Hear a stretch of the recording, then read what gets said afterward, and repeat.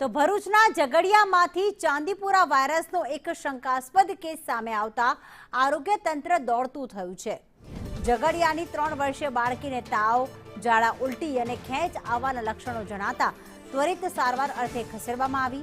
તો વાયરસની પુષ્ટિ માટે બાળકીના સેમ્પલ્સ મેળવીને લેબોરેટરીમાં તપાસ અર્થે મોકલી આપવામાં આવ્યા છે।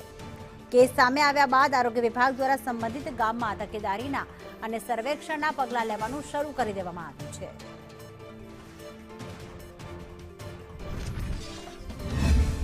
સોમવારે અમારા પાસે ઝઘડિયા તાલુકામાંથી એક શંકાસ્પદ ચાંદીપુરાનો કેસ આવેલો હતો।